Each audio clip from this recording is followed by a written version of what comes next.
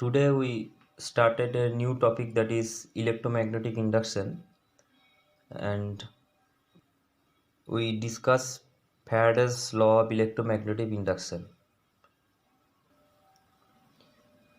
So Faraday's law of electromagnetic induction states the production of an EMF due to the change in the magnitude of the linking flux. If bar magnet is kept stationary, the coil is moved towards or away from the bar magnets. And there are two laws. First one is Faraday's first law. So this law states that when the flux linking with the coil or circuit changes, an EMF is induced in it, or when the magnetic flux is cut by the conductor, an EMF is induced in the conductor. So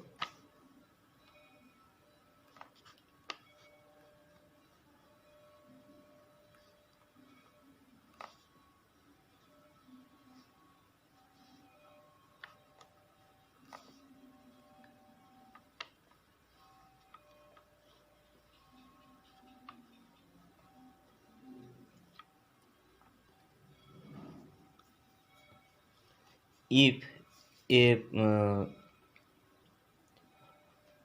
a closed circuit is placed between a magnetic flux,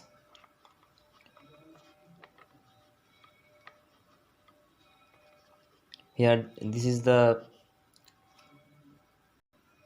magnetic line of forces, and if a closed circuit is placed between this magnetic line of forces, and if the closed circuit is moving around the magnetic line of forces, then an EMF will be induced in the conductor. And if the magnetic line of forces, if the circuit is stationary, and if the magnetic line of forces is rotating, so in that case also an EMF will be induced. So this is our Faraday's first law. So next we discuss the Faraday's second law. With the help of Faraday's second law, we can determine the the magnitude of the induced EMF. So Faraday's second law states that the magnitude of induced EMF is equal to the rate of change of flux leakage. So mathematically it will be E is equals to minus N d phi dt, where N is the number of turns of the coil and d phi dt it is the rate of change of flux. So induced EMF is equals to minus N d phi dt, and here the minus sign is given to the right hand side expression to signify the fact that induced EMF set up current in such a direction that magnetic effect produced by oppose the very cause producing it. So it will be clear when we discuss Lenz law. It is also associated with the electromagnetic induction. So Lenz law states that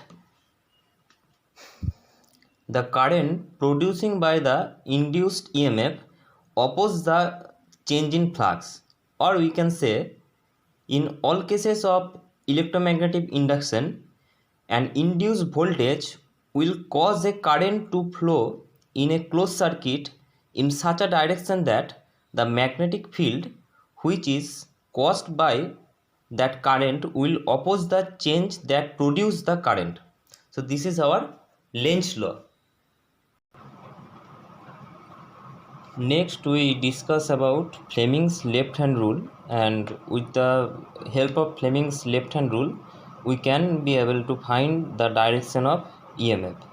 So consider a conductor of length L meter in a uniform magnetic field of density B Weber per meter square, moving with velocity v meter per second.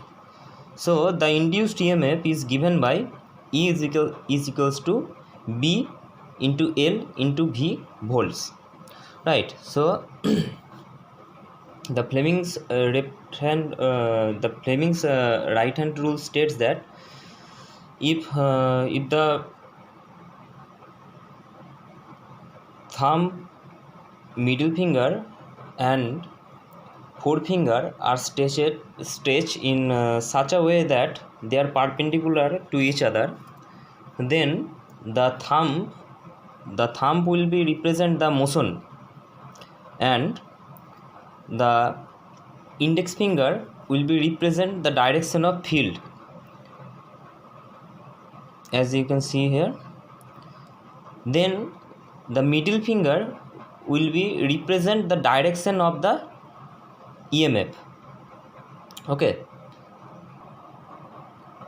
so we can say if the thumb, forefinger and middle finger of right hand are held manually perpendicular to each other, forefinger pointing into the direction of field and thumb in the direction of motion of the conductor, then middle finger will point the direction of the induced EMF.